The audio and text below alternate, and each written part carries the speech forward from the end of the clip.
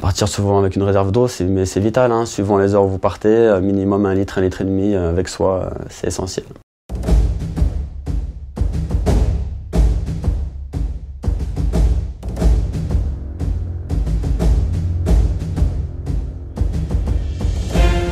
Partir avec forcément une tenue adéquate, donc on part pas non plus voilà, en maillot de bain, on n'est pas parti faire Koh-Lanta sur l'île, hein. Donc si vous partez un week-end, une tenue adéquate, pluie, avec je dirais un poncho, un coupe-vent minimum, une couverture de survie, avec une bonne paire de chaussures, voilà, une paire de gants pour réchauffer les mains la nuit s'il fait froid, une bonne tenue, ça c'est l'idéal. Déjà partir avec un bon équipement, c'est essentiel.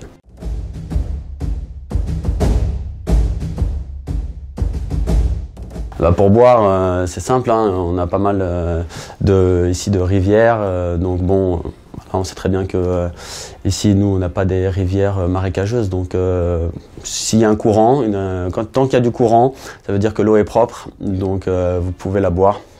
Si l'eau est stagnante, il vaut mieux éviter, donc toujours trouver un courant, sinon bah, après partir souvent avec une réserve d'eau, mais c'est vital, hein. Suivant les heures où vous partez, minimum 1 litre, 1,5 litre avec soi, c'est essentiel.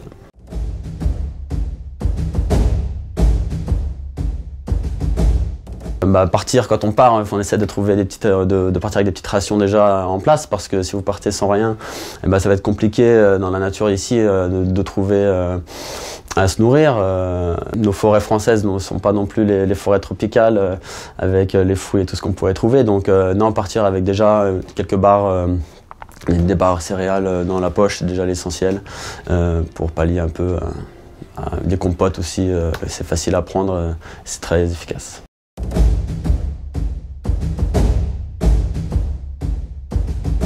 Un petit conseil pour dormir, ce serait déjà d'avoir, pareil, par rapport à son équipement, 3 bonnes couches. Essayer de se mettre pas face au vent, donc ça veut dire trouver je sais pas, par exemple un rocher, un espace naturel qui protégerait un peu de l'arrivée du vent. S'y mettre et puis protéger un peu les côtés avec un amas de bois ou de feuilles pour éviter voilà, que le vent vienne et vous refroidisse durant la nuit. Essayez aussi de tapisser un peu le sol pour éviter que l'humidité remonte un peu.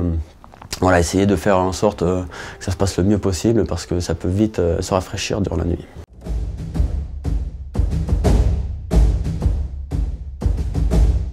Bah, pour se protéger des éléments, bah, déjà c'est l'équipement, hein, comme je vous l'ai dit, c'est essentiel, hein, 3 couches minimum, voire un coupe-vent ou un pare-pluie, ça c'est essentiel quand on part faire du campement ou qu'on part en randonnée.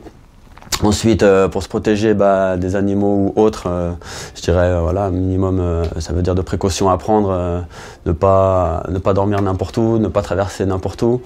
Essayer d'avoir un téléphone sur soi, on va pas non plus partir avec des armes et tout, donc non. Après, si vous voulez dormir à la belle toile, faites un feu, le feu vous protégera quand même de l'arrivée des animaux, donc si vous avez l'opportunité de faire du feu, faites un feu, dormez à proximité, ça sera déjà bien.